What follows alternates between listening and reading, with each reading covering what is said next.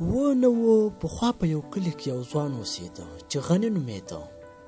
نوموړي د مالدارۍ سره بې کچه مینه وه او تل به یې د خپلو پسونو لپاره تازه واښه، شنه جوار او شفتله راوړله.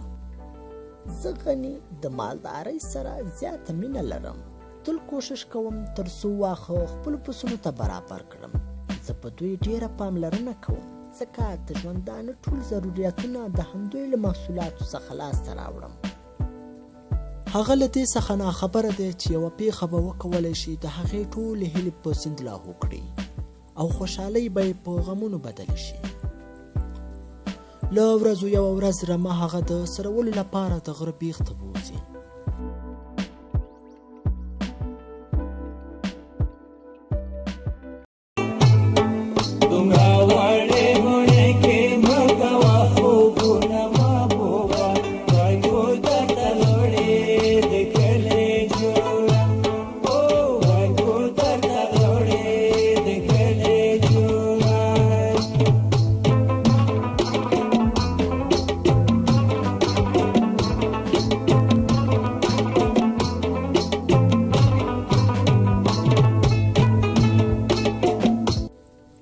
پسونه هم په سرېدو وګوري چې ناڅاپه د لیوانو یوه ډله د دوی په لور را روانه ده.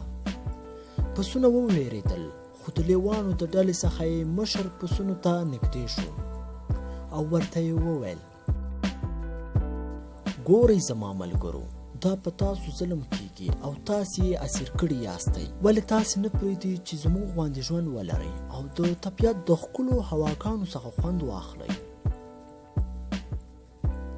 نه پوهېږم چې په دې پسونو څه شوي دي چې نه واښه خوري او نه اوبه څښي. هغه خپل نوکر چې عبدالله نومېږي راوغوښت تر څو ترې عامل وپوښتي. عبدالله هم ورته ټوله کیسه کوي. غني پسونو ته په ځواب کې وایي: تاسې ولې غواړئ چې آزاد شئ؟ آیا ما کې کومه ستونزه شته؟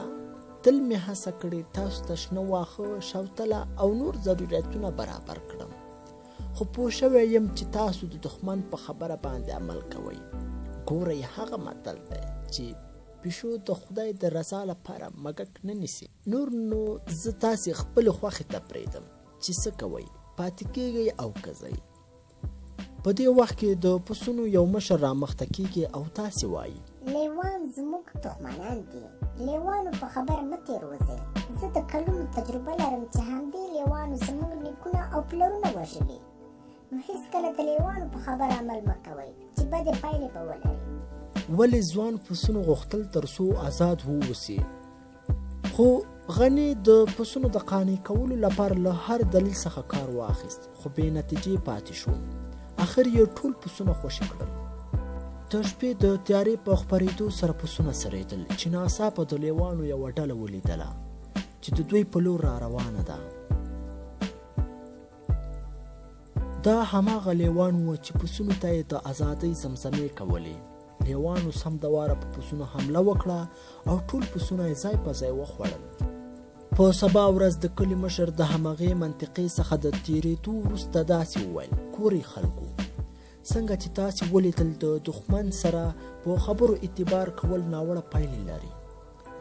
نو تاسې کوشش وکړئ چې د دښمن په خبره اعتبار ونه کړئ او خدای دې وکړي چې د دې پیښې څخه مو عبرت اخیستی وي.